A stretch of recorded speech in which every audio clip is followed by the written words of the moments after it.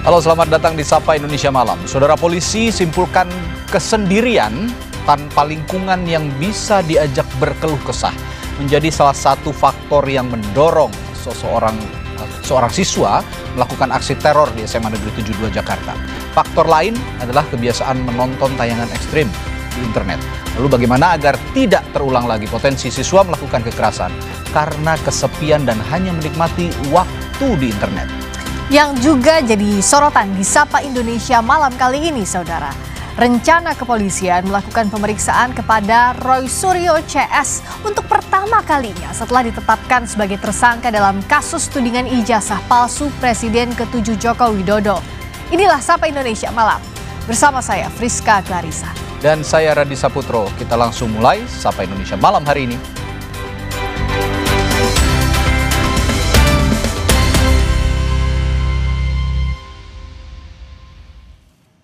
Kami mulai dari berita terpidana kasus penipuan yang telah ingkrah menolak untuk dieksekusi dan ditahan di lapas Bulak Kapal. Hal ini terjadi setelah terpidana mengajukan banding atas putusan pengadilan hingga permohonan kasasi, namun ditolak. Pak. Terus. Begini Pak, please Pak, tolong Pak. Pak, saya mohon kami Pak. Tolong kamu. Tolong saya. Iya. Dalam visual yang direkam petugas Kejaksaan Negeri Kota Bekasi, terpidana harus dipegang oleh sejumlah petugas karena terus memberontak saat hendak dibawa ke dalam mobil tahanan menuju lapas Bulak Kapal. Menurut Kepala Seksi Intelijen Kejaksaan Negeri Kota Bekasi, Rian Anugrah, terpidana melanggar pasal 378 tentang penipuan dalam kasus proyek revitalisasi pembangunan dan pengelolaan Pasar Kranji yang hingga saat ini proyeknya masih mangkrak. Terpidana telah divonis di pengadilan negeri dengan hukuman 2 tahun 6 bulan penjara. Sedikit perlawanan lah. Jadi belum yang bersangkutan belum mau dieksekusi lah. Tapi kan kita karena ini sudah putusan inkrah, putusannya setelah memiliki kekuatan hukum tetap, dan kami juga telah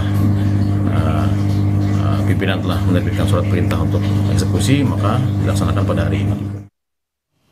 Saudara, pelapor kasus dugaan pencemaran nama baik dan fitnah terhadap ijazah Jokowi Pradi Bersatu siang tadi mendatangi Polda Metro Jaya.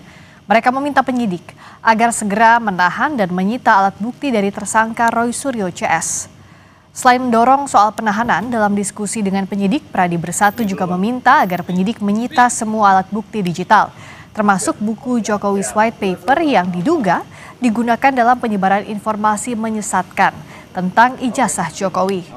Sebelumnya, Polda Metro Jaya menetapkan 8 orang sebagai tersangka dalam kasus fitnah atas ijazah Jokowi. Penyidik juga menguatkan temuan ijazah sarjana milik Joko Widodo adalah asli berdasarkan hasil Puslap 4 Mabes Polri dan dokumen dari UGM.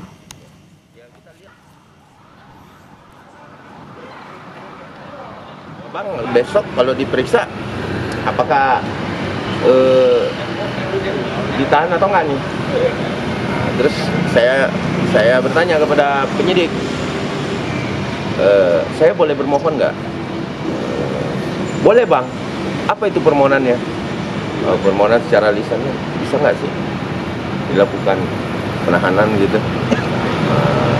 Ya sah-sah saja bang kalau untuk permohonan, penahanan dan lain-lain sebagainya. Yang penting satu hal, kata penyidik sambil bergurau, bercanda, mengatakan yang penting satu hal, jangan permohonan untuk dilakukan pembunuhan. Dan untuk mengetahui perkembangan kasus terkait penetapan tersangka terhadap Roy Suryo CS, saat ini sudah bergabung dengan jurnalis Kompas TV Fedriska Ananda dan juru kamera Junaidi Saputra dari Mapolda Metro Jaya yang akan melaporkan. Rizka, apakah polisi akan mengabulkan permohonan pelapor Ade Darmawan atas penangkapan Roy Suryo saat ini?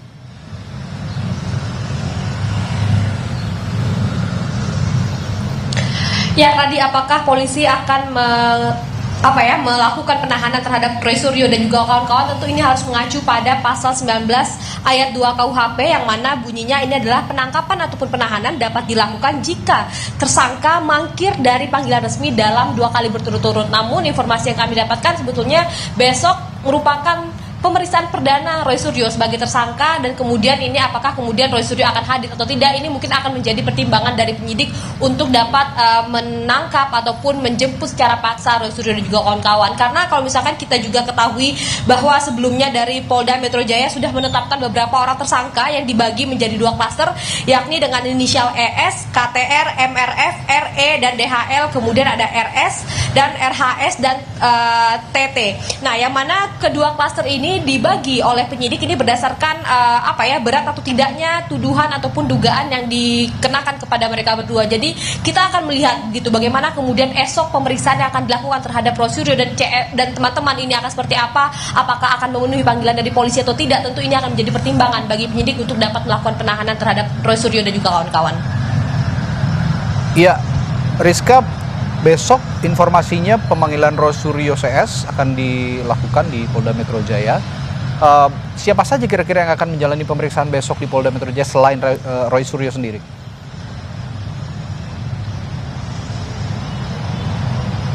Ya, tadi informasi yang kami dapatkan dari Kabid Humas Polda Metro Jaya yang akan dipanggil untuk menjalani pemeriksaan perdana sebagai tersangka pada esok hari ini adalah Roy Suryo dan juga kemudian Rismon Sianipar dan juga Tifauzia Tisasuma, yang mana ini merupakan tersangka yang diduga melakukan tuduhan ataupun fitnah terhadap Presiden Joko Widodo, maksud kami Presiden ke-7 Joko Widodo, terkait dengan dugaan ijazah palsu. Jadi memang tadi sempat saya singgung juga terkait dengan adanya 2 klaster tersangka yang sudah ditetapkan oleh Polda Metro Jaya. Tentu ini ketiga nama ini yang akan dipanggil pada esok hari. Jadi memang kita akan menunggu bagaimana kemudian pemeriksaan yang akan dilakukan pada esok hari, apakah kemudian Roy Suryo, Rismon Sianipar dan juga Tifa Fauzia ini akan mendatangi ataupun memenuhi panggilan dari penyidik. Tentu kita akan mengikuti bagaimana jalannya pemeriksaan pada esok hari, Radi. Fedriska Ananda, jurnalis Kompas TV, dan juru kamera Junaidi Saputra melaporkan langsung dari Polda Metro Jaya. Terima kasih. Berikutnya saudara, di Sapa Indonesia Malam, kasus tewasnya Prada Herul Muhammad Nail, anggota TNI di Yon Arhanud 4 Arakata Akasa Yuda di Goa, Sulawesi Selatan yang diduga dianiaya seniornya berimbas pada dicopotnya Komandan Batalion Letkol Andika Putra Yuniston dari jabatannya. Selain pencopotan jabatan Danyon, 3 senior yang diduga menganiaya Prada Herul juga telah ditahan setelah ditetapkan sebagai tersangka. Pihak Pomdam telah menerima hasil otopsi penyebab kematian korban dari Rumah Sakit Bayangkara, Makassar. Penyelidikan selanjutnya akan dijadwalkan olah TKP setelah Pomdam 14 Hasanuddin memeriksa ketiga tersangka. Sekarang 3 orang yang kemarin masih saksi sekarang sudah naik statusnya menjadi tersangka. Sekarang masih didalami oleh Pomdam sambil melengkapi bukti-bukti. Pihak TNI AD dan ini pimpinan kita bersikap tegas tidak akan mentolerir lagi kejadian-kejadian seperti ini. Salah satu contoh nyatanya yaitu Danyon Arhanud sudah dicopot, ya, tinggal nunggu proses pelaksanaan serah terimanya. Masih dari kasus penganiayaan prajurit TNI, saudara, Ibu Prada Lukinamo mendesak Komandan Batalion Teritorial Pembangunan 834 Wakangamere dan Dokter Perwira di Batalion hadir di sidang sebagai saksi. Sepriana, ibu almarhum Prada Luki, menyebut bahwa keduanya mengetahui kondisi Luki saat dirawat di Batalion hingga di ICU RSUD Airamu Nagekeo. Pengajuan kedua saksi ini merupakan bagian dari langkah hukum keluarga Prada Luki untuk memastikan proses persidangan militer berjalan transparan dan memenuhi asas keadilan.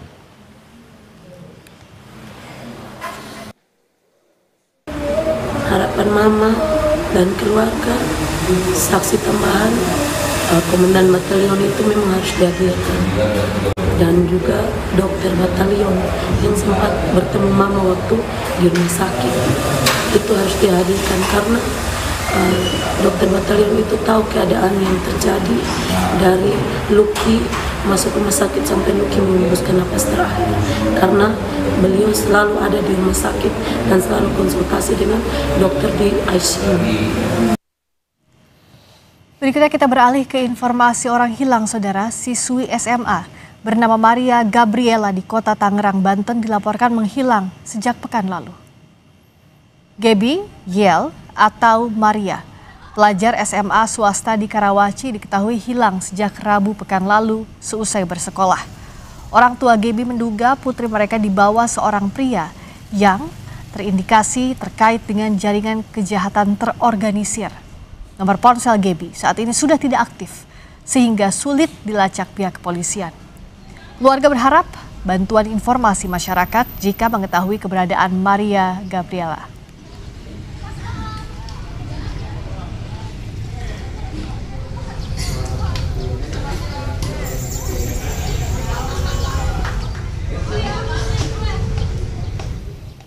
Masih dari berita orang hilang, seorang anak yang dilaporkan hilang sejak Maret 2025 yang lalu belum diketahui keberadaannya hingga kini. Alvaro Kiano Nugroho yang tinggal di kawasan Bintaro, Pesanggerahan, Jakarta Selatan dilaporkan hilang sejak 6 Maret 2025. Alvaro hanya tinggal bersama kakek dan neneknya. Sang ayah kini tengah menjalani hukuman, sementara ibunya pekerja migran. Menurut sang kakek, bocah 6 tahun ini pergi ke masjid seorang diri tanpa sepengetahuan keluarga. Orang tidak dikenal diduga mengajaknya pergi dan sejak saat itu Alvaro tidak pernah kembali lagi. Itu pas jam 5 itu menanyakan, ditanya sama Marbot, itu ditanya, "Pak, nyari siapa?" "Saya nyari anak saya," gitu. "Saya bapaknya," dia bilang kan gitu. Nah, "Ini anak saya," dia bilang, itu berarti kan bapaknya ya. Nah, udah begitu Marbot itu nggak memperhatikan orang yang datang itu, hanya menunjukkan bahwa anak itu main di atas di lantai 2 gitu kan. Nah, setelah itu nggak tahu lagi. Nah, tahunya Marbot nanya gitu, kita juga dikasih tahu sama Marbot itu setelah 2 hari kemudian baru dikasih tahu bahwa dia pernah ada orang yang datang ke masjid nanya ke saya, katanya ngaku bapaknya Alvaro. Melalui pesan tertulis kepada Kompas TV, Kepala Kepolisian Sektor Pesanggerahan AKP Seala Syah Alam bilang, hingga saat ini kami dari Polsek Pesanggerahan terus berupaya koordinasi dengan Polres dan Polda. Polisi telah memperluas area pencarian Alvaro hingga ke Cilegon dan Batam.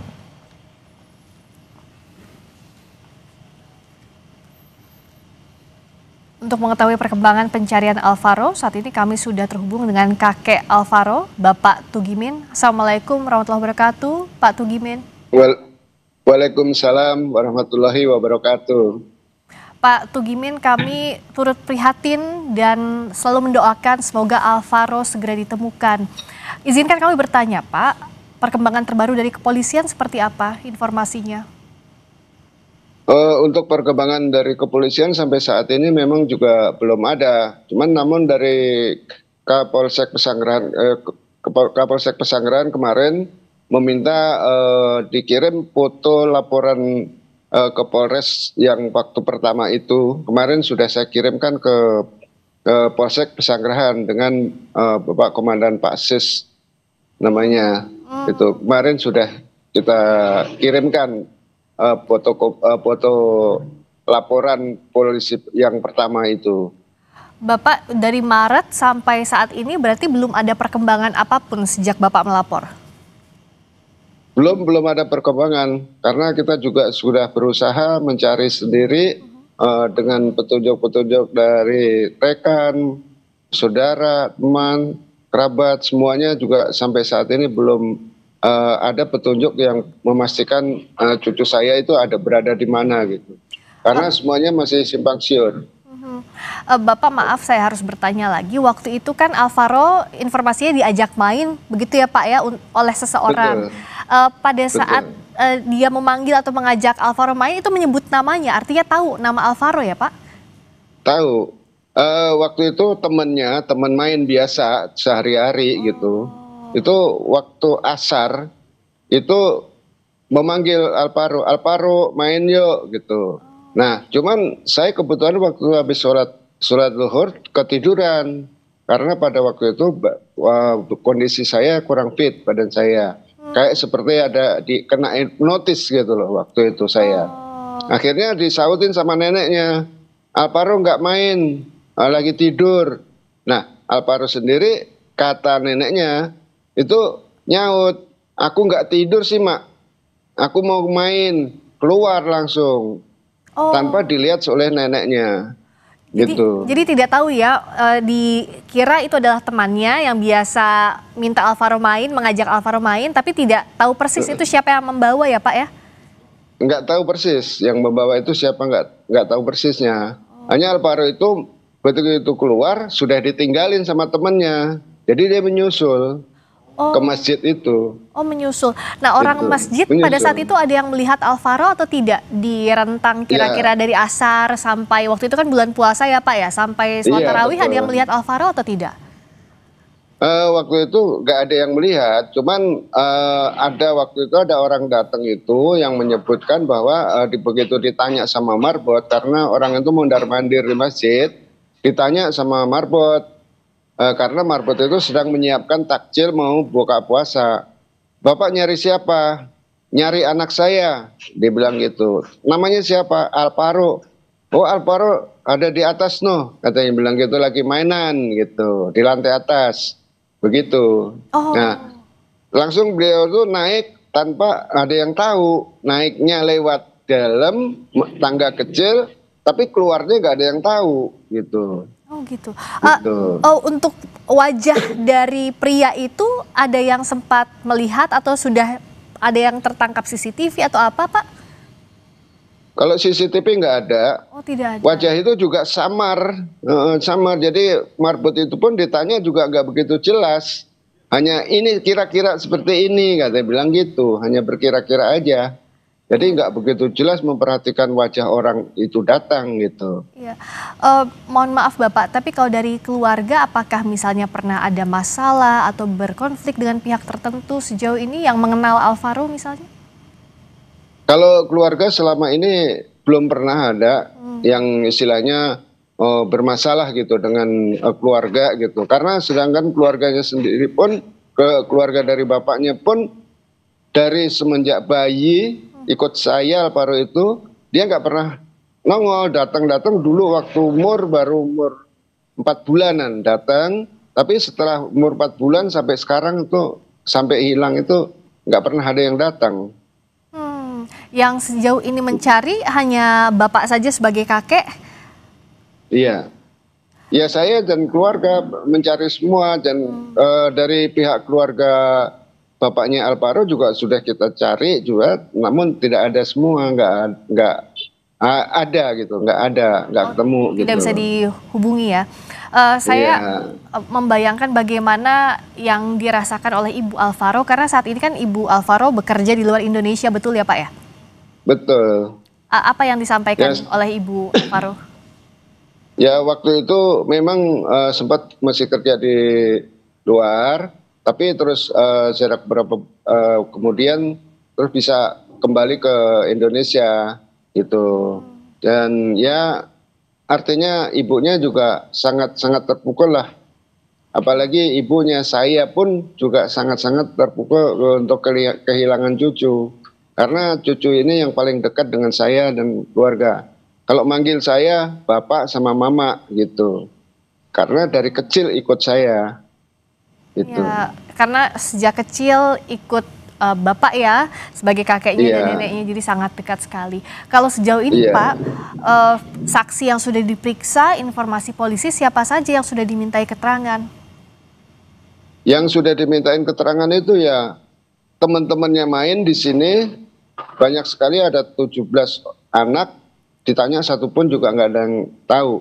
Dan untuk dari keluarga bapaknya, dari adiknya bapaknya Alvaro itu juga sudah dipanggil ke Bintaro, ke Polres.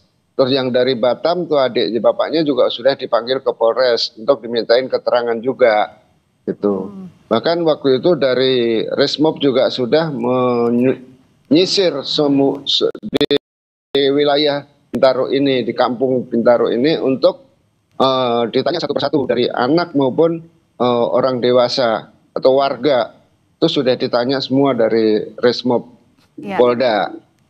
Jadi yang sekiranya di lingkungan keluarga itu semuanya sudah dimintai keterangan, termasuk warga juga sudah ya Pak ya? Sudah. sudah. Karena ini sudah 8 bulan, apa yang disampaikan terakhir dari Bapak sebagai kakek ke polisi? Ya, saya mohon dan berharap kepada Bapak Kapolri, Bapak Kapolda, Bapak Kapolres Jakarta Selatan, Ibu Kapolsek Pesanggerahan yang hingga sampai saat ini masih memberikan dukungan untuk memantau cucu saya. Mohon bantuannya untuk agar segera dapat diketemukan cucu saya Alparukian Nugroho kembali ke rumah dan dengan keluarga dalam keadaan sehat walafiat. Amin, semoga. Dan saya juga mengucapkan terima kasih banyak kepada bapak-bapak dari kepolisian juga yang telah membantu mencari cucu saya Alparukian Nugroho. Amin. Doa kami semoga Alvaro segera kembali ke pangkuan keluarga dalam kondisi yang sehat. Terima kasih Bapak kami. Terima kasih sudah bersedia bersama kami. Wassalamualaikum, selamat sore Bapak. Waalaikumsalam, selamat sore.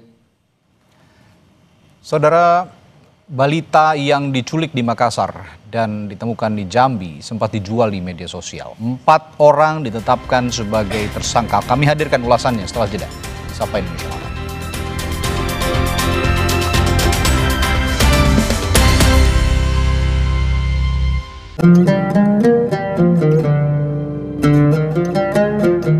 Allahu Akbar, Allahu Akbar, Allahu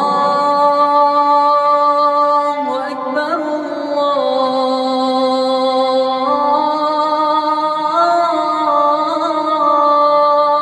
Allahu Akbar. Asyhadu an la ilaha illallah.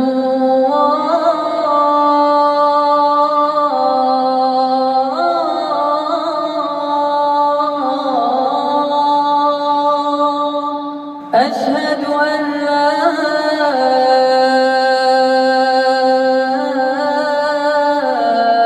إله إلا الله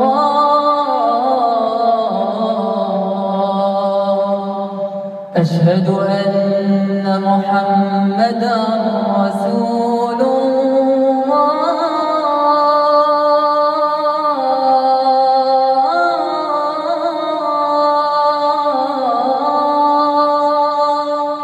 أشهد أن محمدا رسول الله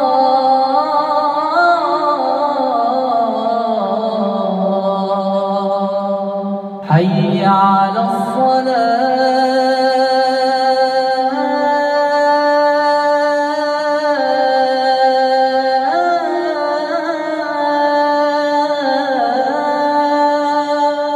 حي على الصلاة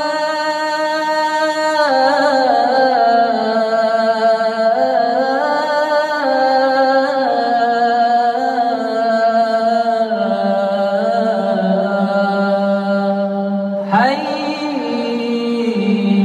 على الفلاح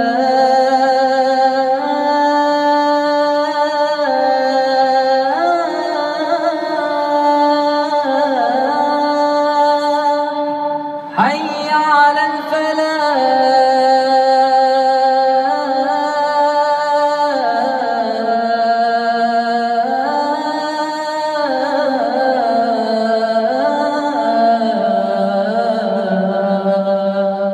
الله أكبر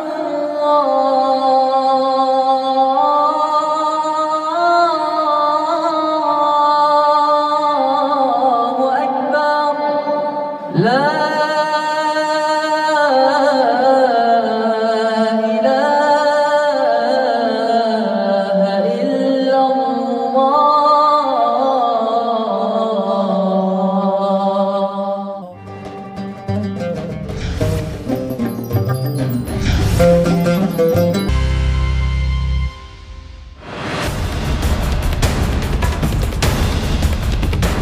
Ditemukan tadi malam dan bisa kembali ke Makassar pada hari ini ya.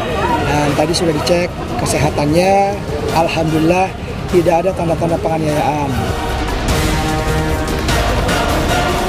modusnya pelaku ini, jadi pelaku ini juga kebetulan dia punya anak kecil yang tidak berbeda jauh umurnya dengan korban sendiri. Nah, jadi pelaku ini mengarahkan anaknya juga, anak kandungnya untuk bermain-main dengan korban, sehingga ketika sudah dekat antara PO ini, antara korban dengan anaknya, kemudian diajaklah. Polrestabes sudah mengamankan 4 tersangka. AS dan MA mengaku membeli korban dari NH sebesar 30 juta dan menjual kembali kepada kelompok salah satu suku di Jambi seharga 80 juta. Keduanya mengaku telah memperjualkan 9 bayi dan 1 anak melalui TikTok dan WA.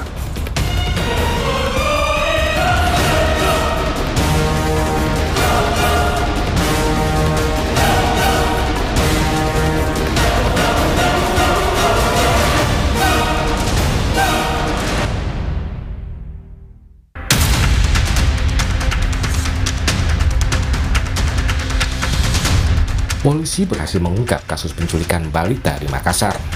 Balita yang diculik di Taman Pak Wisayang Makassar ditemukan di wilayah Kabupaten Merangin, Jambi. Pada hari Minggu kemarin, balita yang diculik ini telah kembali ke pelukan orang tuanya. Tadi sudah dicek kesehatannya, alhamdulillah tidak ada tanda-tanda penganiayaan, ya, dan kondisinya juga baik. Secara psikologis juga sudah dicek, ya. Dari Bu Kadis juga sudah ngecek semuanya, alhamdulillah dalam kondisi yang sangat baik. Anaknya juga ceria, ya. Mudah-mudahan tidak mengalami trauma. Dan tadi di depan kami dari Polrestabes menyerahkan anaknya kembali kepada orang tuanya. Balita berusia 4 tahun ini diculik di Taman Pak Wisayang Makassar pada 2 November lalu. Menurut polisi, penculik menggunakan modus dengan mengarahkan anak-anaknya untuk mendekati korban. Modusnya pelaku ini, jadi pelaku ini juga kebetulan dia punya anak kecil yang tidak berbeda jauh umurnya dengan korban sendiri. Nah, jadi pelaku ini mengarahkan anaknya juga, anak kandungnya untuk bermain-main dengan korban, sehingga ketika sudah dekat antara PO ini, antara korban dengan anaknya, kemudian diajaklah anak ini untuk ikut ke kediaman dari pelaku tersebut. Berarti, sehingga kalau kita ketahui ya dari video itu tidak sama sekali tidak ada ketakutan ataupun perlawanan dari korban karena sudah terlebih dahulu ada dekat ya.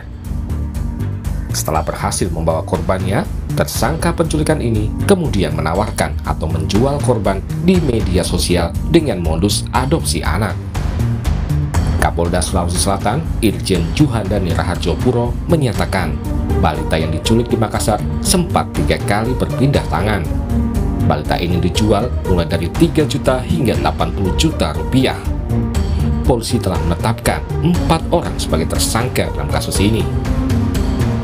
Polrestabes Makassar mengamankan SY sebagai pelaku utama, membawa korban dari TKP ke kos pelaku di Jalan Abu Bakar Lambugo, kemudian menawarkan korban melalui medsos Facebook. Ada yang berminat dengan korban, pembelinya atas nama NH. Hasil pengakuan asal dari Jakarta dan datang ke Makassar untuk membawa korban dengan transaksi sebesar 3 juta rupiah di kos pelaku. Kemudian korban dibawa NH ke Jambi, transit di Jakarta, dan menjual kepada AS dan MA, pengakuan NH sebagai keluarga di Jambi, sebesar 15 juta rupiah dengan dalih membantu keluarga yang 9 tahun belum punya anak. Kemudian AS dan MA mengaku membeli korban dari NH sebesar 30 juta dan menjual kembali kepada kelompok salah satu suku di Jambi seharga 80 juta. Keduanya mengaku telah memperjualkan 9 bayi dan 1 anak melalui TikTok dan WA. Kasus penculikan balita di Makassar diduga melibatkan jaringan lintas provinsi. salah satu tersangka yang berinisial NH ditangkap polisi di wilayah Sukoharjo, Jawa Tengah. Dalam kasus ini, NH berperan sebagai perantara antara penculik dan pihak pembeli. Pelaku penculikan itu dapat korban, terus diserahkan ke NH ini. NH juga diberikan kepada online lalu dijual. Ya. Ini berarti penerimaan pelaku anak ini di mana? Di sana. Iya. Sempat dibawa ke Sukoharjo? Belum. KPAI mengungkap saat ini marak grup-grup media sosial yang berkaitan dengan adopsi anak. Banyaknya penawaran adopsi anak tersebut patut diwaspadai karena bisa jadi modus penculikan atau perdagangan anak. Ini sebetulnya fenomena gunung es terkait data penculikan atau penjualan bayi ini, dan per setengah jam yang lalu Mas Ihsan saya coba searching di Facebook ya, dengan memasukkan kata adopsi bayi, itu setidaknya saya sangat mudah menemukan misalnya adopsi bayi Jawa Tengah dengan pengikut ada 3.000 gitu ya. Kemudian ada ikhtiar bumil dan adopter dengan pengikut 7.000. Kemudian ada adopsi bayi wilayah Tangerang dengan pengikut 2.000. Jadi memang modus dan model penculikan atau penjualan bayi ini memang terus berkembang. Kriminolog Hanifah Hasna menilai kasus penculikan atau perdagangan anak makin marak akhir-akhir ini. Untuk mencegahnya, semua pihak harus berupaya mewujudkan ruang aman bagi anak, terutama di area publik. Perdagangan anak ini dianggap sebagai bisnis yang sangat-sangat menguntungkan.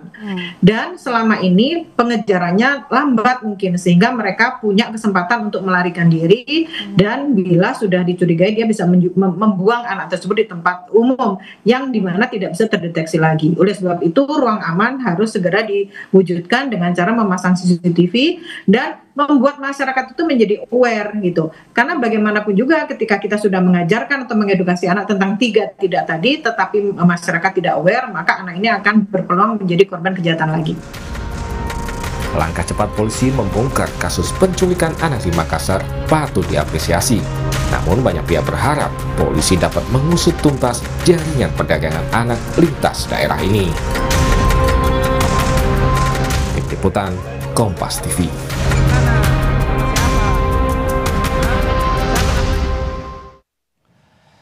Saudara, polisi terus mengembangkan kasus penculikan balita di Makassar, Sulawesi Selatan yang ditemukan di Jambi. Polrestabes Makassar telah membentuk tim khusus untuk mencari pelaku lainnya.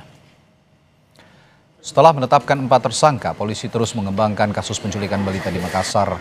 Berdasarkan keterangan pelaku yang sudah ditangkap, jaringan ini merupakan jaringan lintas provinsi, di mana korbannya juga bukan hanya balita di Makassar, namun ada juga korban lainnya. Sebelumnya 3 tersangka mengaku telah beberapa kali menjual anak. Kasat Reskrim Polrestabes Makassar AKBP Devi Sujana bilang telah membentuk tim khusus yang terdiri dari Polrestabes Makassar, Polda Sulawesi Selatan, dan juga Bareskrim.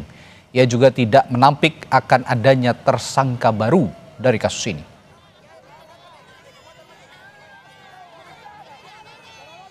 Kita Polrestabes atas perintah Bapak Kapolda Sulsel melalui Bapak Kapolrestabes, kita sudah bentuk tim khusus untuk pengembangan terhadap perkara ini. Ya, dari hasil pengembangan sementara kita sudah mendeteksi adanya korban-korban dari tempat lain selain dari Sulawesi Selatan. Ini semuanya masih kita dalami. Kita sudah bekerja sama juga dengan Bareskrim. Kita sudah koordinasi dengan Bareskrim untuk di backup-nya. Mereka ini melibatkan jaringan dari berbagai wilayah, ya, lintas provinsi. Ya, kita masih dalami juga adanya tersangka-tersangka lainnya. Ya. Selain mencari pelaku lain, polisi juga menelusuri jejak digital dari grup atau media sosial para tersangka untuk berkomunikasi dan melakukan transaksi berkedok adopsi. Dalam kasus penculikan balita di Makassar, 4 orang sudah berstatus tersangka. 2 dari 4 tersangka mengaku memperjualbelikan 9 bayi dan 1 anak melalui TikTok dan WhatsApp.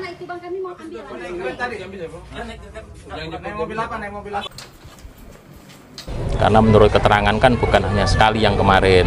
Nah, ini sekarang masih lakukan penyelidikan lebih lanjut, termasuk juga kita mempelajari jejak digital percakapannya. Karena mereka menggunakan akun penjualannya, dan ini akun sementara juga masih kita cek. Jadi dari Polda nanti juga bekerjasama dengan Barreskrim, ini terus menelusuri melalui akun-akun mereka yang digunakan sebagai sarana untuk penjualan. Untuk mencari anak-anak yang pernah dilakukan adopsi ilegal itu.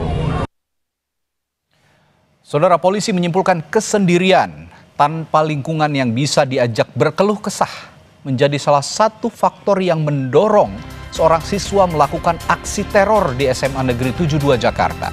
Kami punya ulasannya sesaat lagi di Sapa Indonesia Malam.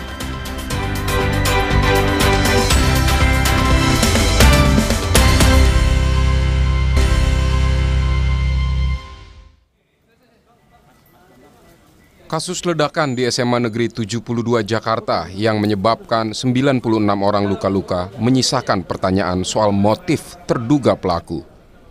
Temuan sementara polisi, terduga pelaku merupakan salah satu siswa yang kini telah ditetapkan sebagai anak yang berhadapan dengan hukum.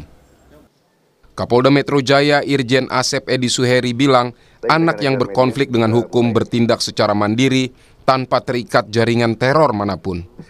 Dari pemeriksaan saksi-saksi, diketahui pelaku merupakan sosok yang tertutup dan jarang bergaul. Terima kasih Bapak Kapolda. Diketahui merupakan seorang siswa SMA aktif yang bertindak secara mandiri dan tidak terhubung dengan jaringan teror tertentu.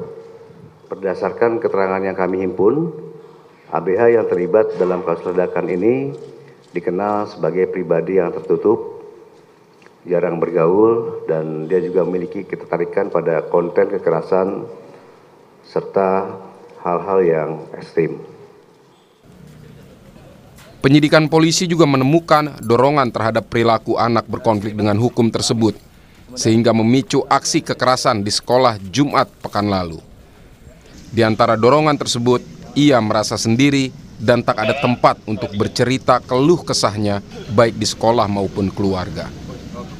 Yang kami peroleh dari hasil penggalian keterangan maupun petunjuk-petunjuk yang ada, bahwa yang bersangkutan anak berkonflik dengan hukum ini terdapat dorongan untuk melakukan peristiwa hukum tersebut.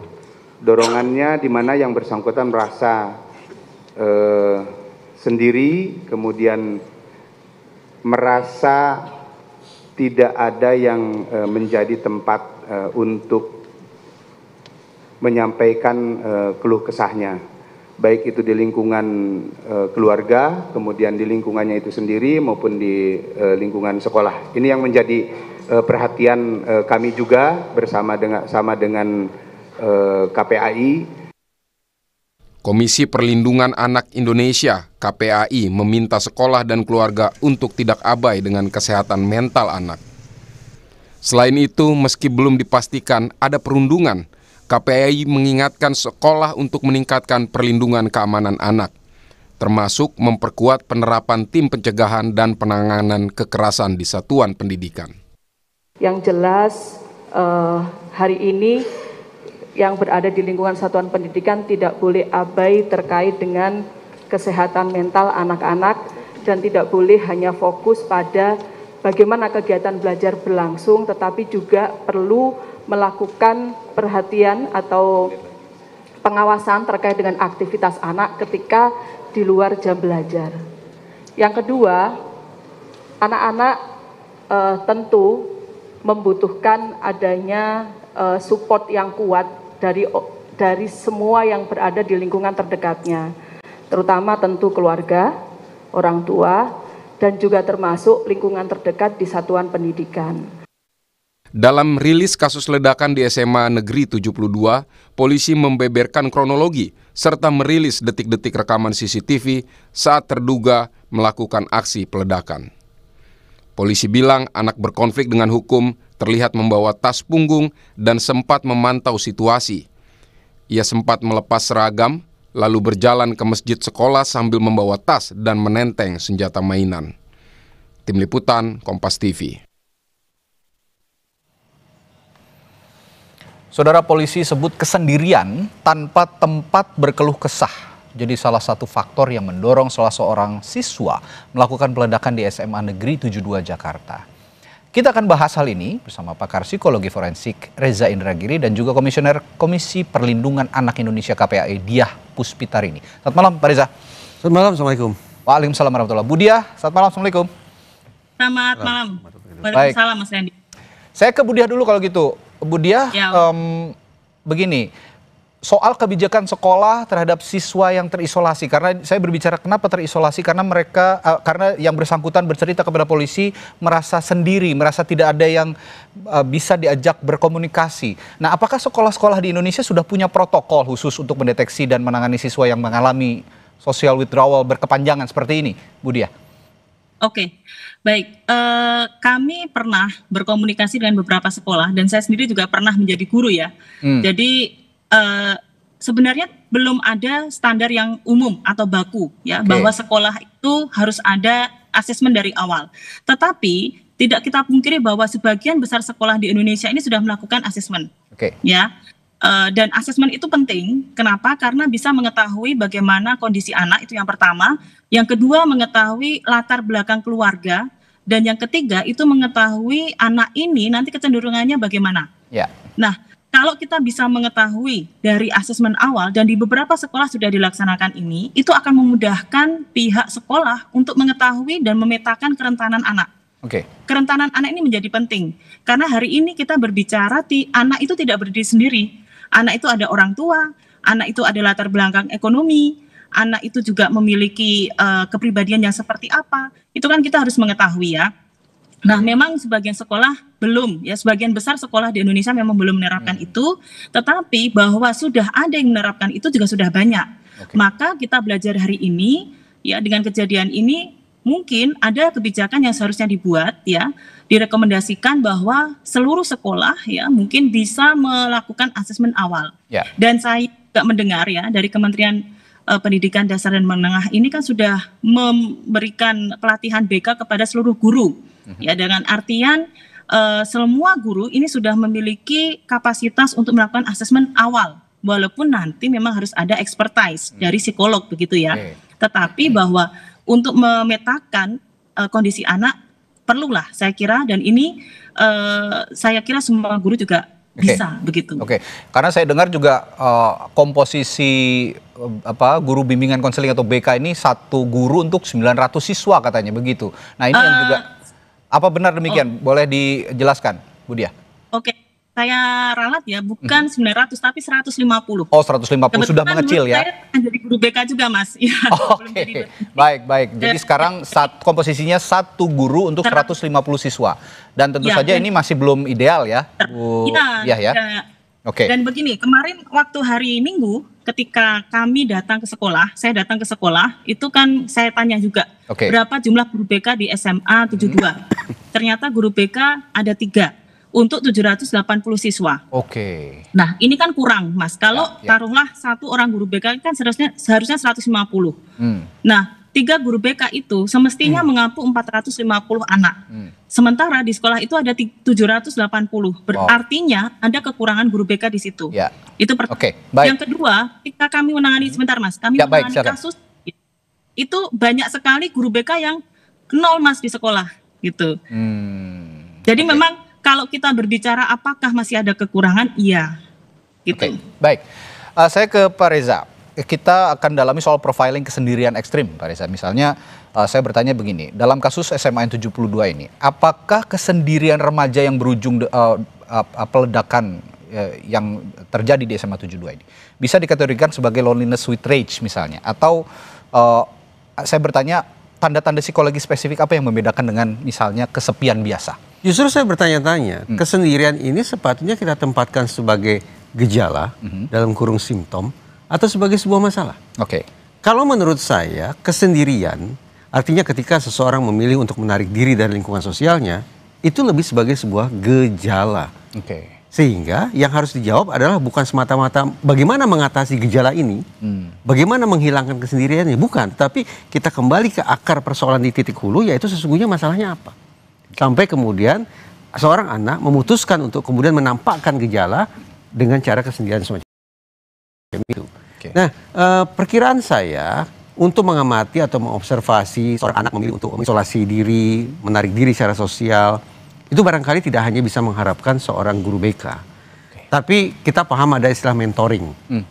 Ada mentor, ada menti, ada tentor, ada tenti. Untuk menunjukkan bahwa semestinya sesama siswa, misalnya yang paling sederhana, senior bisa melakukan pendampingan terhadap junior.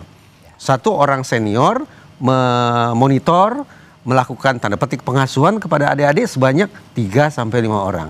Saya pikir pendekatan semacam ini bisa dilakukan sehingga kita tidak lagi harus berkutat bagaimana caranya menambah guru BK, karena toh juga tidak mudah untuk itu. Dan juga tidak harus berpikir bagaimana mengurangi jumlah siswa, tapi justru memanfaatkan sumber daya yang sudah ada, yaitu sesama siswa itu sendiri. Oke, nah bagaimana ini bisa ditanggapi oleh KPAI, Bu Dia? Jadi tidak harus mengandalkan guru BK, kalau kata Pak Reza tadi. Bisa juga mengandalkan senior-seniornya yang ada di sekolah. Oke, saya setuju. Jadi begini, kalau kita berbicara di kasus 72, ya ini yang kebetulan kami juga terjun di lapangan. Kami yang bertemu dengan guru, kami yang bertemu dengan siswa, kami bertemu dengan anak korban, kami ketemu dengan si terduga yang sekarang sudah ditetapkan anak pelaku. Ini kan case-nya itu kompleks, Mas. Ya, case-nya itu sangat kompleks. Pertama, kalau dikata apakah anak ini kesendirian, ya kesendirian itu faktornya kan dari apa kita bisa melihat ya, dari latar belakang keluarga, kemudian dari bagaimana pendekatan keluarga. Anak ini kan memang sudah rentan sejak dari awal, ya. Kemudian yang kedua ditambah dengan kondisi di sekolah yang mungkin dia juga interaksinya kurang terbatas. Anak ini pintar loh, Mas. Betul. Anak ini pintar. Saya dengar juga demikian. Ya, itu yang kita harus garis bawahi. Anak pintar itu kenapa kemudian dia menjadi agak berbeda dengan yang lainnya? Mungkin keberterimaannya kurang ya dan lain sebagainya. Itu karena ada faktor ekonomi juga di belakangnya. Ada faktor yang dia tidak bisa mendapatkan keutuhan di rumah. Jadi kalau kita melihat kompleks nih untuk case yang si anak di 72. Tetapi kalau secara umum misalnya apakah ini kaitannya dengan pendampingan di sekolah dan lain sebagainya, memang sangat kompleks. Saya katakan ini melihat anak itu pertama saja ini sudah bahwa ini sudah kompleks nih anaknya gitu ya. Sehingga saya kira kalau kita mendudukkan apakah ini kaitannya dengan guru BK dan lain sebagainya, ya memang tidak secara langsung tidak ya, tetapi bahwa kalau Bapak Ibu ke kelasnya dan melihat coret-coretan di meja anaknya, itu bisa lihat betapa kesepiannya dia. Itu. Dan seharusnya guru itu bisa melihat itu dari awal, gitu. Karena tulisannya jelas, Mas, dan itu tulisannya udah lama. Itu yang kita bisa melihat dari mata ya, dari mata dari sekilas. Nah, yang kedua itu interaksi juga gitu. Nah, apakah harus menambah guru? Memang saya setuju dengan Pak Prof. Indra ya, jadi memang kita tidak bisa menunggu dari sistem dan lain sebagainya. Ada hal yang harus kita tekankan pada anak, yang itu bisa dilakukan oleh guru, karena guru juga transfer of value, just not knowledge ya, sehingga guru juga bisa menambahkan resiliensi kepada anak gitu. Resiliensi kepada anak, penguatan bahwa ini loh nak, kamu tuh juga hidup di dunia seperti ini, ada orang yang nggak suka, ada orang yang senang, dan orang tua pun juga harus begitu gitu, sehingga jangan merasa kesepian, mestinya gitu ya Mas ya. Baik, karena Bu Dia sudah menyinggung juga peran orang tua dan hilangnya peran orang tua sepertinya ya dalam kasus ini, sehingga mengakibatkan anak ini depresi. Saya akan bertanya ke Pak Reza, kita bicara pathway depresi menuju tindak kekerasan yang akhirnya dilakukan sang anak ini. Bagaimana mekanisme psikologis ketika depresi akibat isolasi sosial misalnya Prof, bertransformasi menjadi ide kekerasan destruktif seperti yang terjadi di SMA 72 ini? Mari kita ingat kembali perkataan Kapolri Jenderal Listio Sigit yang menyebut bahwa anak ini situasinya bersangkut paut dengan bullying atau perundungan. Kita bicara perundungan di titik hulu, kemudian kekerasan di titik hilir. Lantas apa prosesnya? Bagaimana siklusnya sampai kemudian pengalaman perundungan itu menjelma menjadi perilaku kekerasan? Dari sekian banyak kasus perundungan yang saya dan Yayasan Lentera Anak masuk ke dalamnya, termasuk hadir di persidangan, saya cukup yakin untuk mengatakan bahwa korban perundungan tidak hanya menjadi korban satu kali, tapi mengalami viktimisasi majemuk. Viktimisasi pertama dia alami ketika dia menjadi sasaran perundungan teman-temannya. Dilecehkan, direndahkan, dihina-hina, disakiti, dan seterusnya. Yang sifatnya berulang. Tidak berhenti sampai di situ. Ketika anak mencoba mencari pertolongan, dia berkeluh kesah ke keluarganya, dia mengadu ke gurunya.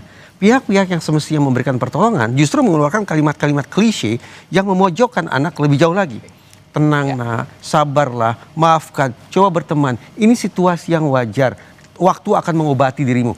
Kalimat-kalimat yang terdengar indah tapi sekali lagi justru memojokkan. Sadar tidak sadar, pihak yang memberikan pertolongan seharusnya tapi justru melakukan viktimisasi kedua. Berlanjut lagi. Anak mengambil inisiatif, konon polisi sahabat anak. Begitu kan sebutannya ya. Jadi anak mencoba memberanikan diri untuk melapor ke polisi. Sebagian polisi mungkin mengatakan laporan di kantor sudah sangat banyak. Sementara boleh jadi ini situasi pertemanan biasa. Secara salah kaprah dianggap seperti itu. Sadar tidak bahwa ternyata otoritas penegakan hukum dengan pola respon seperti itu melakukan viktimisasi ketiga. Viktimisasi majemuk membuat anak akhirnya berpikir sekaligus menarik kesimpulan. Ternyata saya hidup sendirian. Tidak ada pihak lain yang bisa saya andalkan. Jalan keluar harus saya cari sendiri. Karena sensasi menjadi korban itu sedemikian menumpuk. Kesedihan, kepedihan, ketakutan, sekaligus kemarahan itu menggumpal sedemikian rupa. Maka cara mengatasinya adalah dengan melakukan kekerasan dengan bobot yang setara. Sehingga kita bisa bayangkan. Dalam kasus di SMA ini Mas, kok bisa-bisanya ya dia sampai melakukan kekerasan yang sedemikian ekstrim begitu kan? Tidak terbayang sebelumnya. Tidak terbayang sebelumnya. Walaupun kekerasan bagi saya dilakukan oleh korban-korban bullying itu jamak gitu. Nah, kita bisa tarik kesimpulan sekarang. Kekerasan dengan skala yang masif seperti itu tak lain tak bukan adalah cerminan dari gumpalan kemarahan, gumpalan kesedihan, gumpalan ketakutan plus gumpalan perasaan sepi yang juga setara bobotnya. Dari viktimisasi tadi, dari viktimisasi tadi ditambah lagi ada peran yang lain. Soal misalnya paparan konten-konten ekstrim itu ditambah lagi. Nah, saya akan diskusikan hal itu setelah jeda nanti di Sapa Indonesia bersama Pak Reza dan juga Budian. Sesaat lagi tetaplah bersama kami.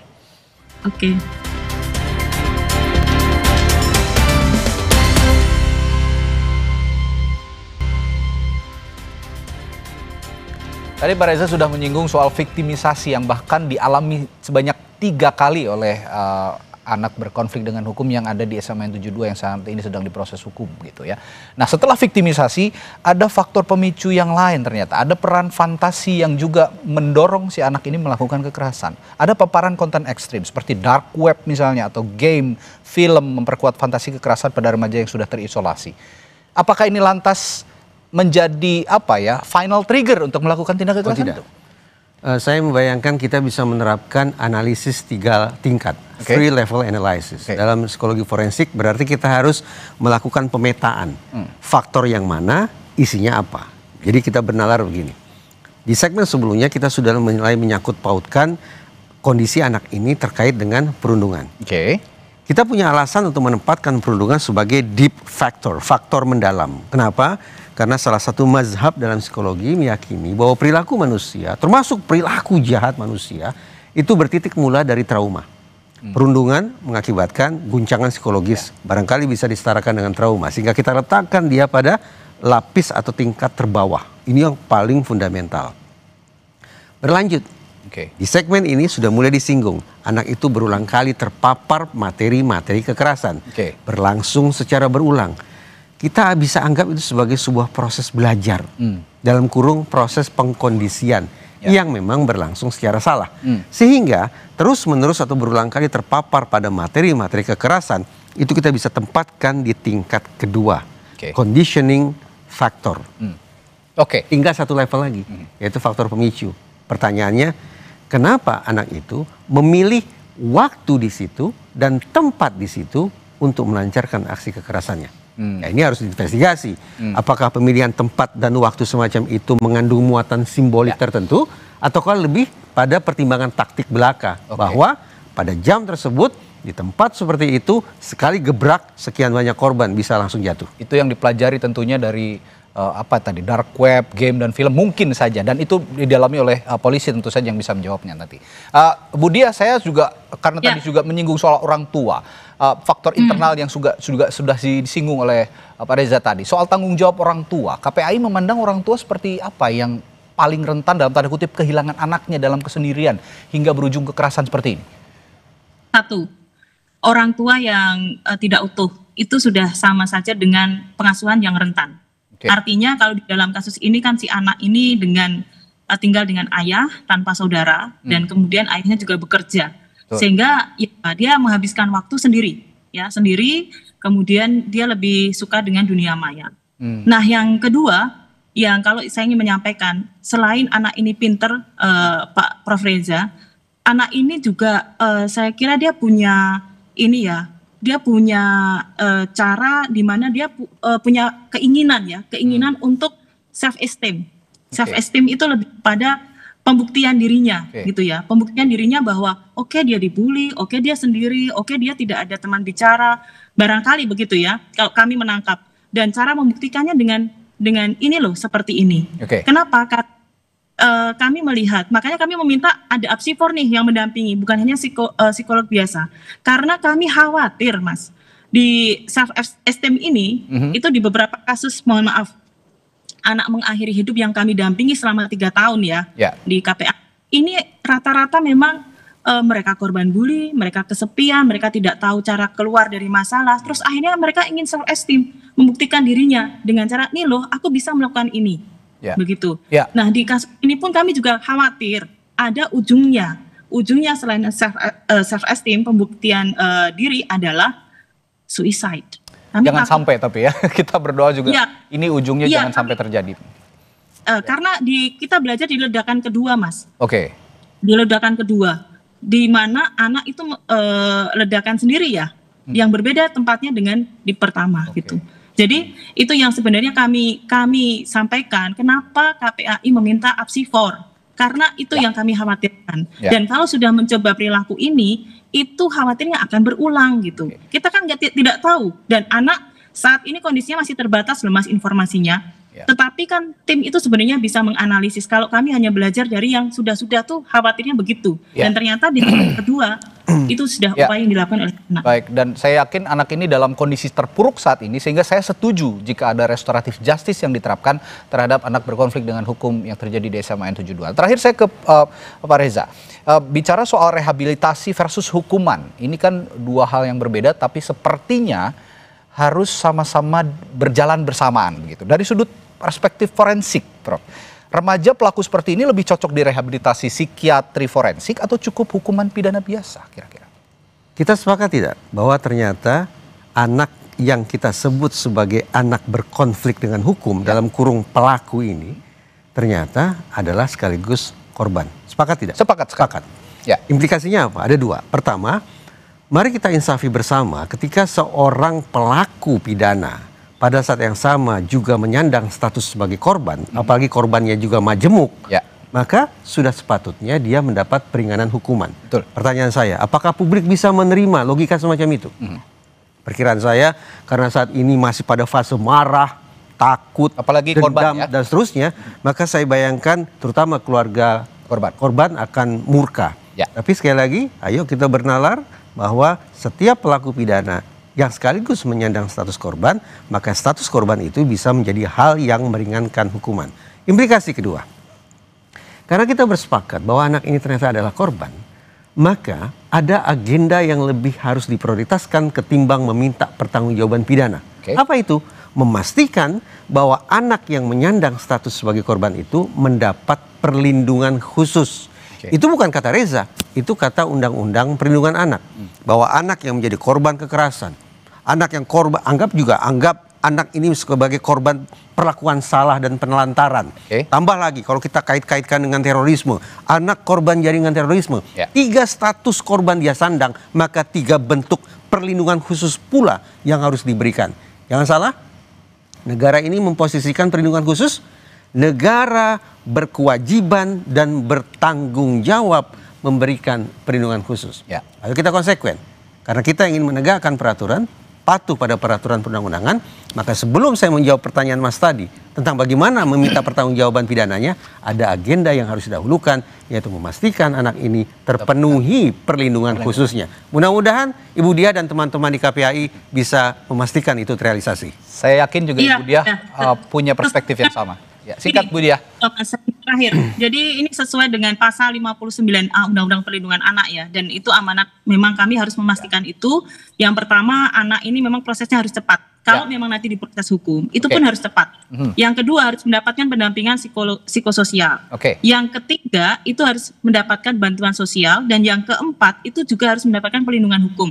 Dan sudah diatur, betul Pak Reza, sudah diatur di dalam Undang-Undang Perlindungan Anak di pasal 64 ataupun Undang-Undang Sistem Peradilan Pidana Anak. Jadi tidak usah khawatir bahwa kita memastikan itu Pak Reza dan semuanya saja. Kemudian kami juga memastikan bahwa anak ini tidak mendapatkan intimidasi ataupun juga identitasnya tersebar ya, karena itu ada juga di dalam Undang-Undang Perlindungan Anak. Saya tambahkan sedikit, selain perlindungan khusus mungkin juga ada pembinaan khusus, karena tadi sudah kita sepakati bersama, sudah kita ketahui bersama bahwa anak ini adalah anak yang cerdas, anak yang berpotensi menjadi seseorang di kemudian hari, sehingga negara bisa hadir untuk memberikan perlindungan dan pembinaan untuk apa? Untuk kemudian hari bisa berguna juga untuk negara. Baik, terima kasih Pak Reza Indragiri sudah hadir di studio dan juga Bu Diah Puspitarini dari KPAI. Selamat malam, sampai jumpa lagi. Assalamualaikum. Waalaikumsalam. Saudara, setelah jeda kami hadirkan informasi lainnya di Sapa Indonesia Malam. Dukungan dari sejumlah kalangan membawa pada pernyataan adanya dugaan kriminalisasi dalam penetapan tersangka Roy Suryo CS di kasus pencemaran nama baik, tudingan ijazah palsu. Lalu poin apa saja yang membuat pendukung Roy Suryo CS yakin ada kriminalisasi di balik kasus ini? Kami bahas usai jeda di Sapa Indonesia Malam bersama rekan saya Friska Clarissa. Sesaat lagi.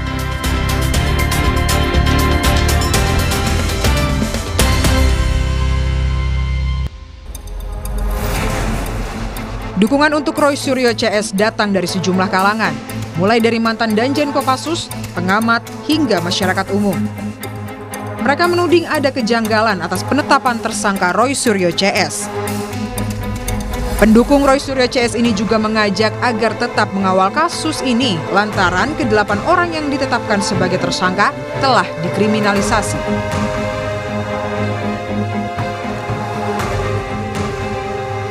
Mari kita bersuara, mari kita bersatu untuk menjaga, melindungi teman kita yang hari ini kita yakini 8 orang teman kita itu dikriminalisasi. Saya yakin dikriminalisasi. Yang namanya dikriminalisasi ini, yang bersangkutan tidak melakukan tindak kriminal, tapi dituduh melakukan tindak kriminal. Itu kan kriminalisasi. Nah, saya berharap sekali lagi Presiden Prabowo mendengarkan hal ini. Klaim kriminalisasi kubu Roy Suryo direspon Wakil Ketua Jokowi Mania Andi Azwan. Ia menilai ada upaya penggiringan opini, padahal penetapan 8 tersangka oleh Polda Metro Jaya dalam kasus pencemaran nama baik atas tudingan ijazah palsu adalah tepat. Andi juga mengapresiasi langkah kerja Polda Metro Jaya dan berharap ke-8 tersangka yakni Roy Suryo CS dapat segera ditangkap.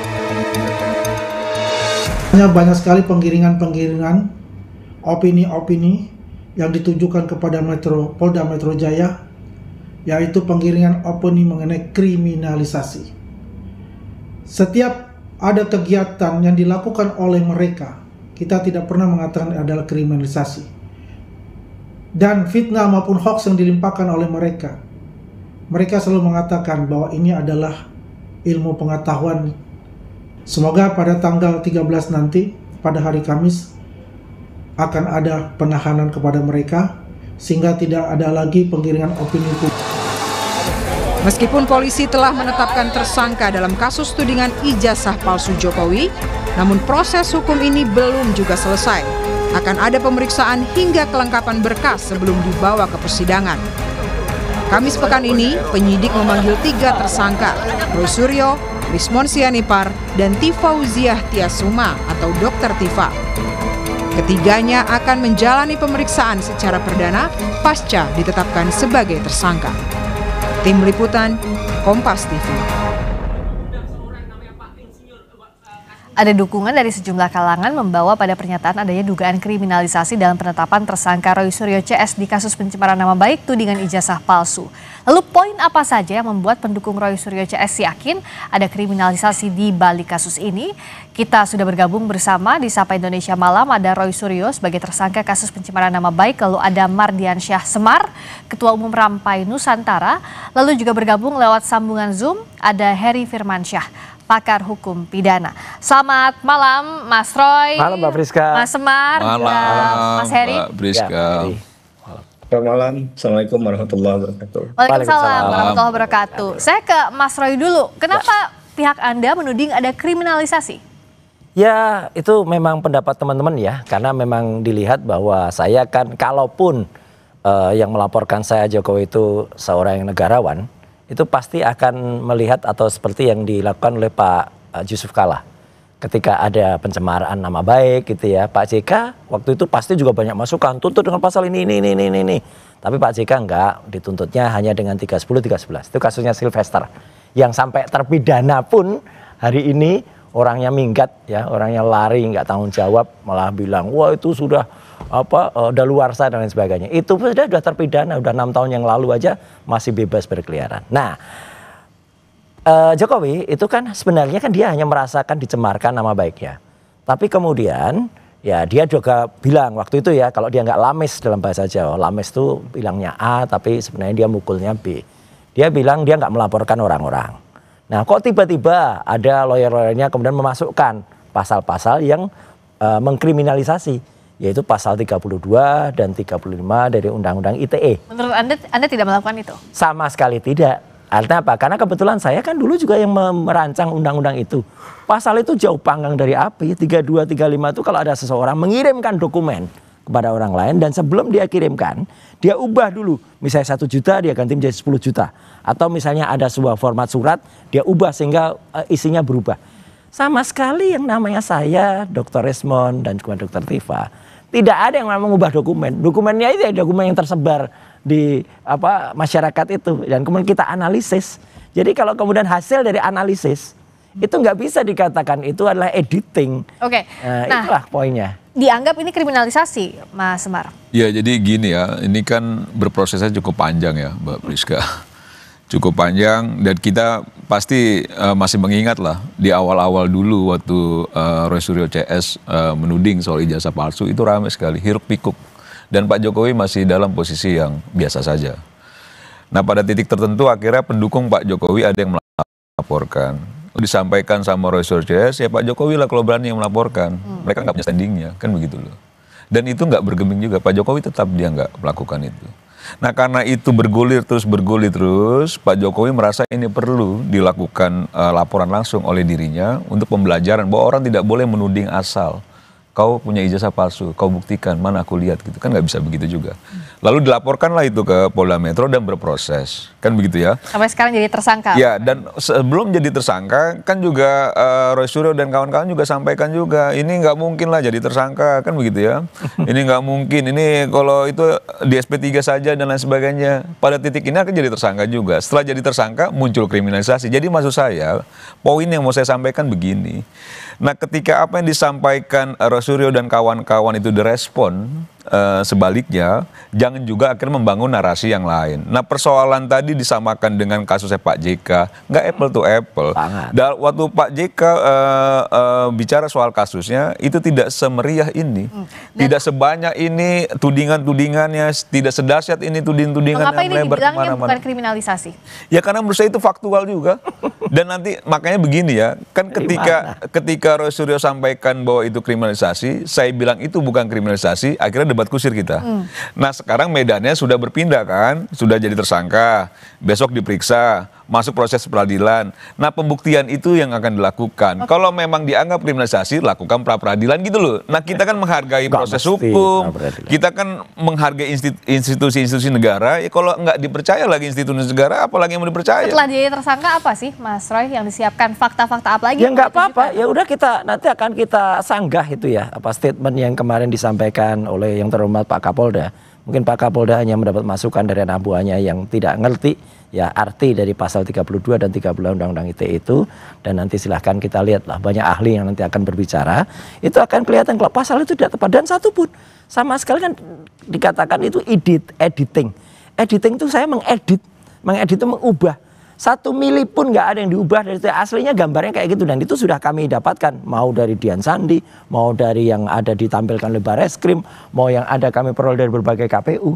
Ya ijazahnya yaitu, kecuali ya hidungnya saya bengkokkan gini, atau kacamatanya diganti kacamata hitam, atau misalnya supaya sama capnya yang tadinya tidak nempel dibuat nempel. Nah, itu namanya editing. Ini faktanya seperti itu, hasil software, mau itu Luminant Gradients, mau itu Ella, hasilnya seperti itu. Nah, jadi artinya apa? Ya kita jawab aja. Sekali lagi Mbak, yang namanya tersangka itu kan masih proses, ya kan? Jadi namanya tersangka bisa jadi tidak terpidana, atau bisa jadi terdakwa, bisa tidak. Kalaupun sudah terpidana, sekali lagi itu namanya Sylvester itu ya sudah jelas itu terpidana, inkrah lagi Mahkamah Agung 6 tahun masih bisa lari-lari dada-dada dari mana-mana, ya itu kan nggak adil gitu loh. Jadi ini adalah konsekuensi yang harus saya terima atas ketidakadilan yang dilakukan di rezim yang meneruskan rezimnya Jokowi. Ada ketidakadilan di sana kalau ya, Mas kalau bilang. saya sih begini ya, seringkali Mas Roy Suryo itu menyampaikan bahwa ucapan yang pertama itu adalah dari hati. Tadi disampaikan barusan, habis jadi tersangka bisa jadi terpidana. Bisa tidak.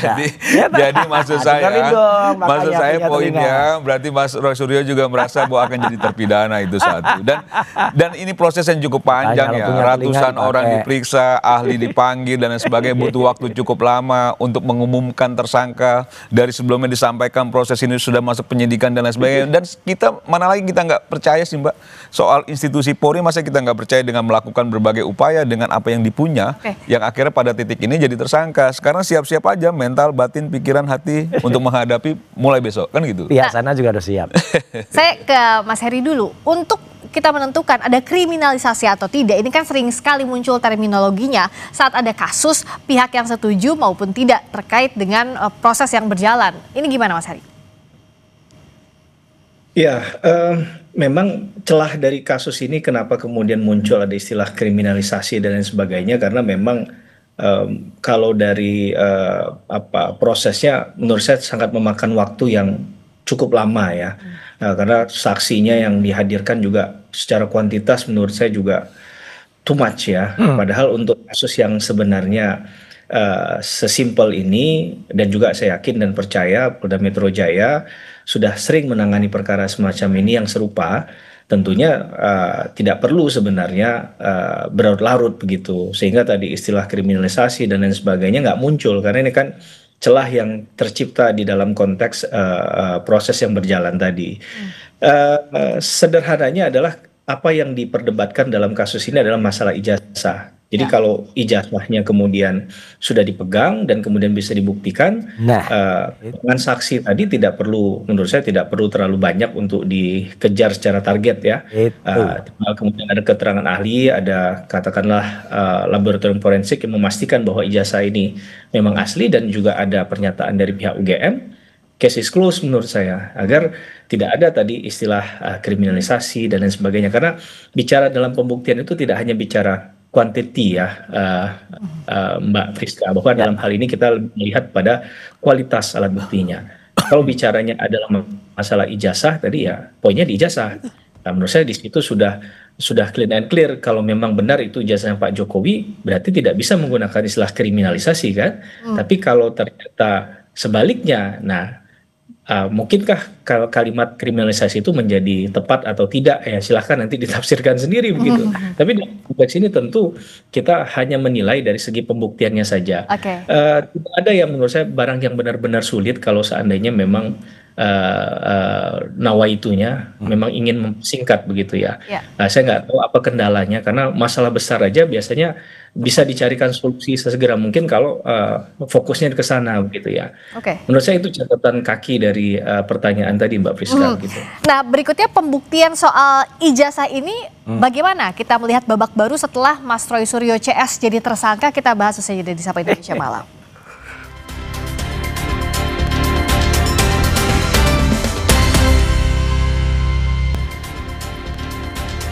Masih di Sapa Indonesia Malam bersama saya Friska Clarissa. Masih hadir di studio Kompas TV ada Roy Suryo, tersangka kasus pencemaran nama baik, ada Mardian Syah Semar, Ketua Umum Rampai Nusantara, dan melalui sambungan Zoom, Heri Firmansyah selaku pakar hukum pidana juga masih bergabung.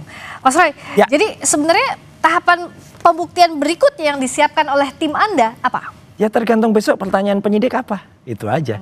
Kalau pertanyaannya masih seputar pertanyaan yang seperti yang dulu-dulu, aneh kalau kemudian ini berkas ini jadi berkas TSK pun aneh gitu. Karena apa? Dulu yang ditanyakan itu apa yang Anda ketahui tentang peristiwa tanggal 26 Maret di suatu lokasi Jakarta. Saya nggak ada di tempat itu, ya. Saya nggak hadir di situ. Nama saya pun nggak satu pun disebut di situ. Padahal selaku saksi, saya hanya bisa mengatakan apa yang saya dengar sendiri dan apa yang saya lihat sendiri. Kalau saya disuruh menceritakan orang-orang itu dan pengetahuan saya terhadap mereka, itu namanya saya melakukan testimonium di auditu. Saya mendengarkan keterangan dari orang lain. Bahkan ketika lanjut lagi ke tahapannya saya waktu sudah terlapor, tanyakan peristiwa tanggal 22 Januari, lebih mundur lagi. Jadi kalau pertanyaan masih seputar itu, saya sangat yakin kalau jaksa penelitinya nanti itu memang masih waras dan jujur, dia nggak akan lihat bahwa BAP saya itu jalan, karena akan lihat BAP-nya nggak bermutu.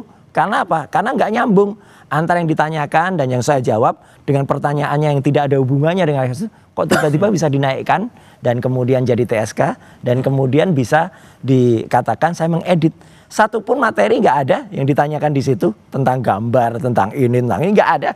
Kok bisa-bisanya saya dituduh mengedit ijazah, itu dari mana itu mengeditnya? Itu. Jadi ini masyarakat biar tahu ya, BAP yang saya tanda tangani dan yang saya sudah melaksanakan di bawah sumpah waktu itu hanya pertanyaan-pertanyaan soal tanggal-tanggal yang dimana saya tidak hadir dan tidak ada di lokasi itu. Dan itu adalah acara dari pihak lain yang seolah-olah saya dipaksakan untuk kemudian mengerti peristiwa-peristiwa itu. Ada hal yang dipaksakan dalam penyidikan ini? Saya sangat meyakini sejak awal bahwa Polri sangat profesional ya. Jadi kalaupun dibutuhkan banyak pihak yang dimintai keterangan, itu kan bentuk kehati-hatian Polri. Karena kasus ini tidak ansih soal persoalan hukum saja.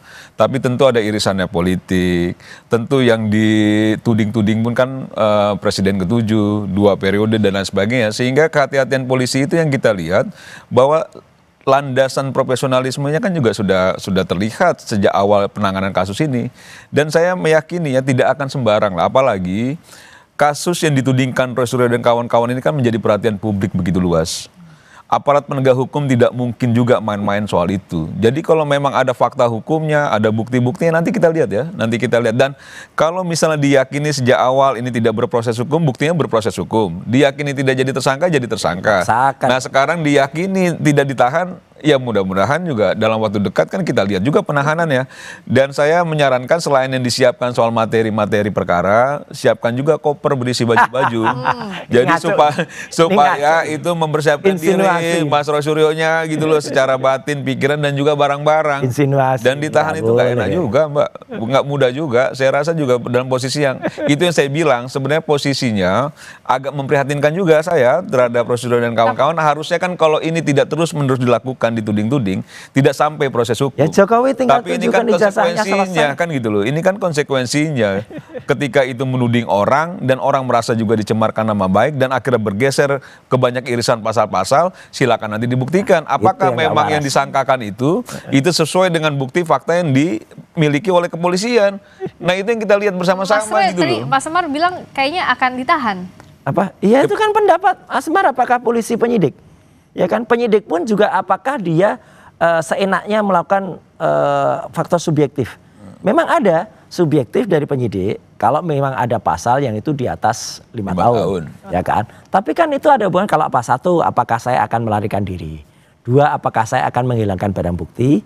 3, apakah saya akan melakukan perlawanan. Kalau misalnya ya saya tidak akan melarikan diri. Saya kalau mau melarikan diri udah dari minggu yang lalu. Ya tapi kan enggak, orang pada bilang, wah pada berceloteh tuh, termul-termul tuh pada bilang, wah kalau itu nanti ke Australia pasti dia akan melarikan.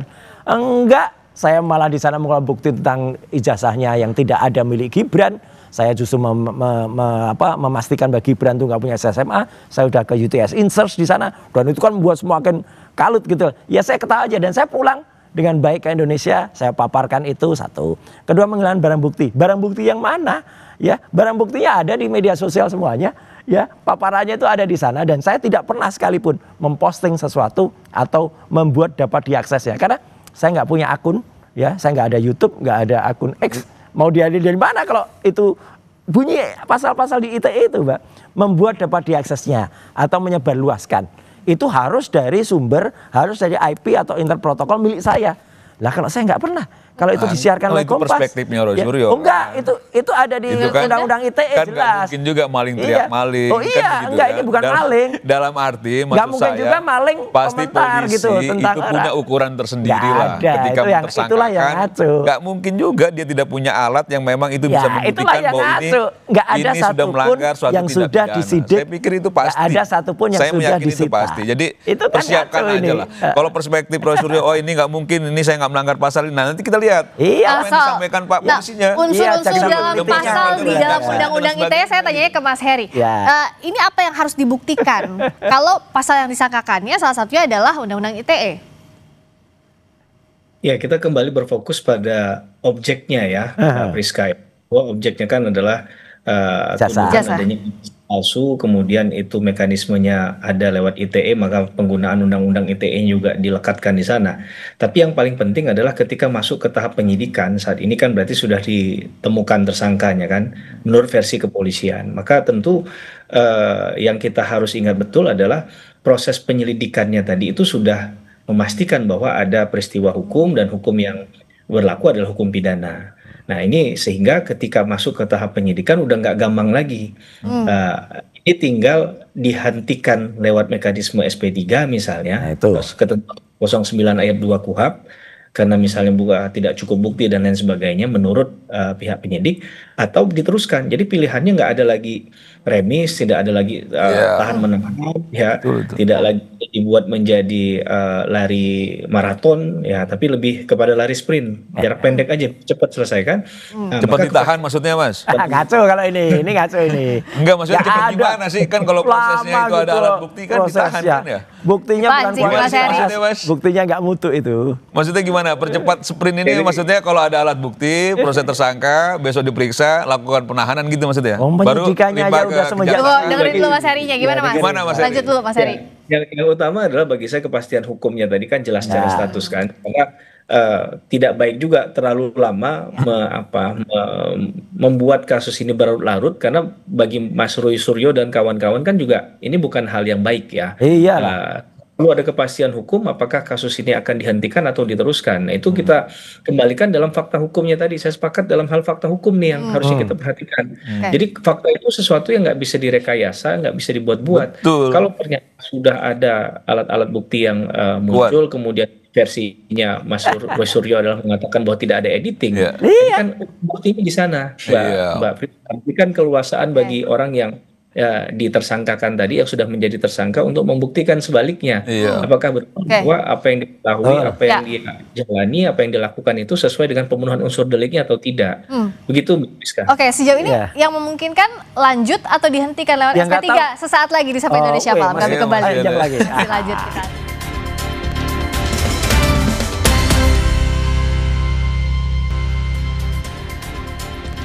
Masih di Sapa Indonesia Malam. Mas Roy, nextnya apa? Apakah ini akan lanjut atau menurut Anda akan pra-peradilan misalnya mengambil langkah pra-peradilan atau kemudian enggak, itu nanti tergantung kuasa hukum saya. Tapi kalau waras sebenarnya ya, kalau lihat nanti jaksa penelitinya tuh lihat berkas-berkasnya, ya mungkin ada yang lanjut. Tapi mungkin juga kalau lihat di saya yang sama sekali nggak nyambung, ya itu jaga sembung pakai golok itu. Nggak nyambung. Gitu ya. Jangan ngomong aneh-aneh live. Ya itulah. Kan saya cuma bilang jangan jaga sembung kan gitu. Nggak nyambung. Nah artinya apa? Artinya jelas betul apa yang ditanyakan tempus deliktinya dan lokus deliktinya itu juga nggak tepat. Kemudian sebenarnya tadi pengamat hukum kita Pak Heri kan ingin mengatakan sebenarnya ini tergantung dari awal ya. Kausa primanya siapa? Kalau kausa primanya Jokowi itu tidak pengecut, ya dia berani menunjukkan. Sekarang kan mana ada orang punya ijazah yang sudah dicari dengan studi dengan keras, terus malu menunjukkan ijazahnya. Kalau malu sih nggak apa-apa, tapi kalau marah ijazahnya diketahui orang itu kan nggak masuk akal gitu. Oke, masih soal ijazah ini tidak. Iya, jadi harusnya perlihatkan kepada rakyat, selesai. Itu apa urusannya harus memperlihatkan kepada pejabat kawan-kawan kan gitu loh. Sekarang apalagi dia sudah sipil, gitu. Apalagi undang-undang keterbukaan publik juga itu melindungi hak-hak privat orang salah ini, dan lain sebagainya. Jadi maksud saya itu haknya lah. Haknya Pak Jokowi ingin menunjukkan kepada siapa. Jangan dipaksa-paksa. Sekarang saya tanya Mbak Priska ijazah palsu saya mau lihat. Ya bukan pejabat publik. Bukan kasus saya, jangan diandai-andaikan. Benar, jawabannya misalnya benar, begitu ya. Gitu ya. Apa misalnya Pak Prabowo, karena misalnya dia sekolahnya di luar negeri, terus diminta perlihatkan Pak Prabowo nggak berkenan, apakah mau dipaksa-paksa? Janganlah. Jangan juga merasa itu sesuatu yang terus dipaksakan gitu loh, terlalu dipaksakan. Dan ini berproses, jangan juga dibilang kalau misalnya nanti dilakukan penahanan, dibilang ngaco. Karena menurut saya ini sudah pada titik-titik itu kok. Gitu loh. Kalau misalnya sekarang orang jadi tersangka, ada alat bukti, diperiksa, kata penyidik, wah ini perlu dilakukan penahanan, ditahan, nanti dinarasikan yang lain-lain lagi. Nah, hargailah proses hukum. Kan Roy Suryo sampaikan di awal waktu dijadikan tersangka akan menghormati proses ini. Nah, dihormati kalau benar gitu loh.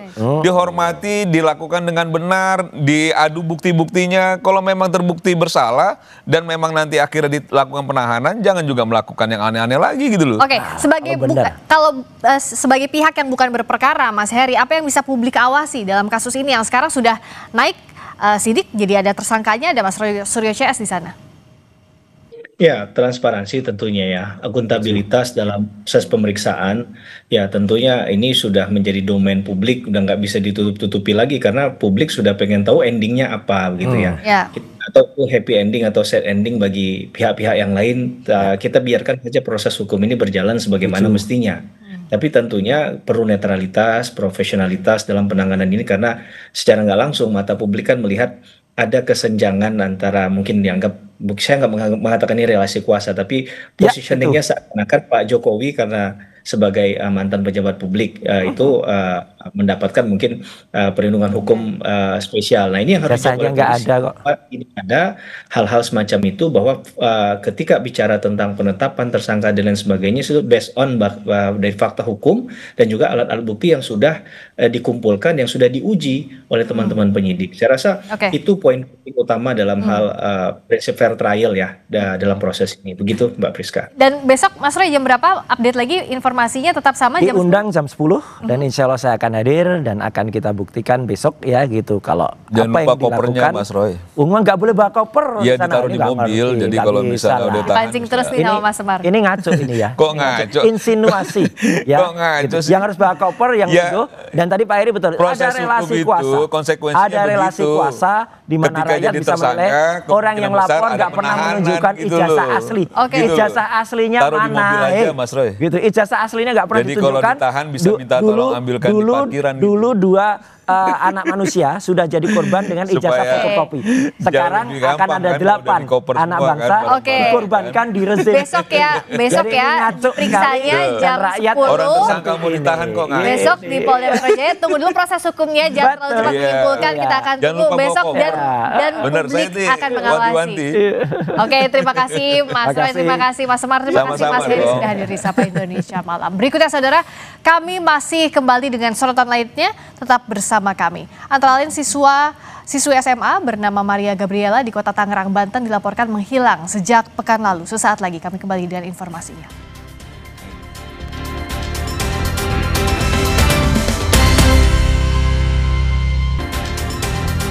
Saudara, Anda memasuki paruh akhir Sapa Indonesia Malam. Ada berita dari siswi SMA bernama Maria Gabriela di Kota Tangerang, Banten dilaporkan menghilang sejak pekan lalu. Gaby Yel atau Maria, pelajar SMA swasta di Karawaci, diketahui hilang sejak Rabu pekan lalu seusai bersekolah. Nomor ponsel Gaby saat ini sudah tidak aktif lagi sehingga sulit dilacak polisi. Keluarga berharap bantuan informasi masyarakat jika mengetahui keberadaan Maria Gabriela.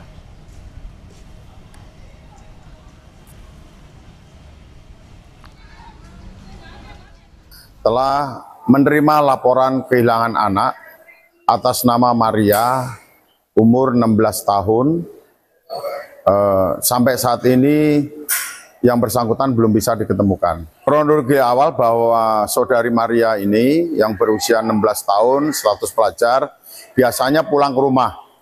Namun pada tanggal November 2025, dirinya tidak kunjung pulang sehingga orang tuanya melaporkan ke Polres Metro Tangerang Kota.